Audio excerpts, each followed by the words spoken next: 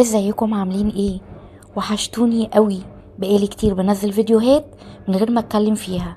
انا قلت لا، البيتي فور ده من الاخر لازم انزل لكم الفيديو واتكلم فيه واقول لكم هتعملوا احلى بيتي فور باذن الله بالمقادير اللي انا هقول لكم عليها دي.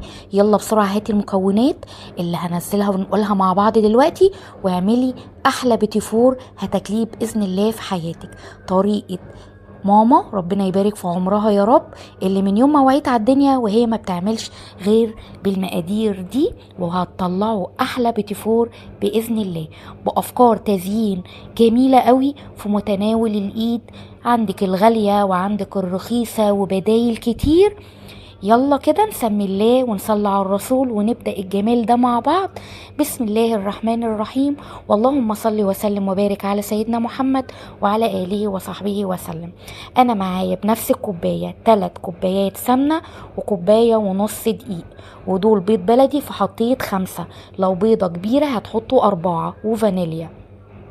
دي زبدة على سمنة، زبدة على سمنة، وممكن تحطوا زبدة بس ممكن تحطوا سمنة بس. هحط 3 كوبايات سمنة، عليهم الكوباية ونص سكر البودرة ناعم ومنخول كويس جدا.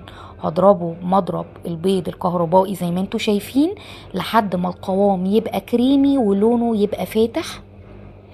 وطول ما انا شغالة الم الجوانب عشان ابقى ضامنة ان السكر داب مع السمنة كويس جدا لحد كده وتمام. افضل برضو اضرب لحد ما كل شيء يبقى متجانس مع بعض وكله داب في بعض، والقوام بقى زي المرهم وعامل زي الكريمة زي ما انتوا شايفين كده. وانا هكون مجهزة البيض بتاعي على الفانيليا. بيض صغير يبقى 5 بيضات، بيض كبير يبقى 4 بيضات. انا كل شوية هفكركم، وهنزل ببيضة بيضة، كل ما بيضة تدوب هنزل بالبيضة اللي بعدها لحد ما اخلص كمية البيض بتاعتي. ولو لاحظنا هنلاقي قوام السمنة على السكر بقى زي الكريم شانتيه وحجمه زاد شوية. ألم برضو الجوانب واضرب تاني، مفيش أسهل من كده. 3 كوبايات سمنة، كوباية ونص سكر بنفس معيار الكوباية اللي هي المج بتاعت كل بيت مصري. الدقيق بقى هياخد من 5 ل6 كوبايات دقيق، بس انا هحط 5 وهخلي الكوباية الاخرانية اللي هي الستة على جنب، يعني بمعدل كيلو دقيق. ومعلقة زيت هتدي قرمشة وهشاشة حلوة قوي، وما بضيفش بيكنج باودر خالص. انا كده المقدار بتاعي ده خد معايا 5 كوبايات ونص دقيق لحد ما العجينة تتلم. مش هلت وعجن واشكلها. دي يا جماعة عجينة بمكبس البيتي فور، عايزينه بالكيس الحلواني وتنزل ناعمة معاكي كده هتشيلوا النص كوباية دقيق الاخرانية. وطبعا زي ما احنا عارفين ده على حسب نوع الدقيق. هشكل بأي شكل يعجبكم. انا عملت الشكل الحلو ده القلب، وهعمل ورقة الشجر، انا بحب الشكل ده قوي برضو. وهعمل اشكال تانية كتير، ونفس الحجم ده هيدخل الفرن هيطلع برضو بنفس الحجم ده اهو، مفيش اي تزايد. ريحة تجنن، تحفة، خفيف هش ناعم، والطعم مفيش بعد كده، روعة. بسم الله الله اكبر. دي كمية البيتي فور بتاعتي، لسه في اشكال تانية ولسه في صواني تانية. هلمها كلها في صينية واحدة واجهزها واجمعها كده عشان هنزينها مع بعض بافكار كتير من التزيين اللي موجودة عندك وفي متناول ايد اي حد براحتك. شوفوا الاشكال، شوفوا البيتي فور طالع جميل كمان من الصواني تحفة. ودول شكلين كمان، وردة كده مقفولة وردة كده فتحتها واسعة شوية من النص. ودي المقدار عمل لي الصينية الكبيرة اللي انتوا شايفينها دي تحفة. اول حاجة هسيح شوكولاتة معايا طبعا على حمام مية سخنة، واحط لها بنفس المعلقة دي معلقة زيت اهي، واقلب. بتدي لمعة حلوة قوي للشوكولاتة الخام وانتي بتزيني بيها، روعة. وده انا عندي سوداني انا محمصاه وحطاله لون اخضر وفرماه مدي شكل الفستق المطحون، وسوداني ساده وتشكيله مكسرات، وعندي المربى والفرماسي والشوكولاته وجوز الهند اللي موجود عندك 100 حاجه.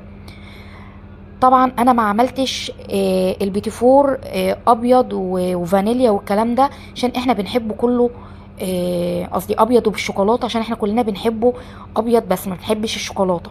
فانتوا لو حبيتوا تعملوا عجينه شوكولاته، شيلي من الدقيق معلقتين وحطي بدلهم كاكاو بودره واعجني، وطبعا يا دوبك هنلم العجينه. انا كده عملت بالمربى وجوز الهند، هعمل بالمربى مثلا والفارماسي، يعني اي حاجة اللي موجود عندك. ممكن شوية سوداني وجوز هند بس وعلبة مربى تعملي احلى بيتي فور. هنشكل برضو دي وردة كده بالشوكولاتة، حط شوكولاتاية كده في النص هتنشف وتبقى تحفة. حط شوية من السوداني او الفستق الكداب بتاعنا، ده سوداني متحمص وعليه لون طعام اخضر وفرماه مدي الشكل اللي انتوا شايفينه ده، وتشكيلة مكسرات شوية كده شوية من عند العطار اي حاجة وفروميهم مع بعض يدوكي كمية يكفي معاكي ما شاء الله تعملي. يعني مش شرط كله يبقى بالمكسرات الغالية، خلص الكمية دي كلها زي ما انتوا شايفين. وباقي الشوكولاتة السايحة هدي تشكيلة كده زي الخطوط العشوائية رايح جاي، تدي منظر روعة. وطبعا عشان الجو اللي احنا فيه شوكولاتة بتجمد في ثانية في ثانية، بس ما شاء الله الشكل بيبقى حاجة يعني تفتح النفس بجد، روعة زي ما انتوا شايفين. احلى بيتي فور احنا عملناه، وكل سنة ما شاء الله ولا بعمل اختبار ليه ولا اي حاجة، احنا مجرد ما بنخلص العجينة بيبقى 10/10 مضمونة بإذن الله 100%. كل سنة وانتوا طيبين، يجعلوا عيد مبارك عليكم جميعا يا رب وعلى الأمة الإسلامية، ويفك كرب كل مكروب يا رب بحق الأيام المفترجة، ويحقق لينا كل اللي بنتمناه. ويا رب الفيديو يكون عاجبكم، والبيتي فور التحفة اللي أنا بحفظه ده يكون عجبكم. ألف هنا وشفا، والسلام عليكم.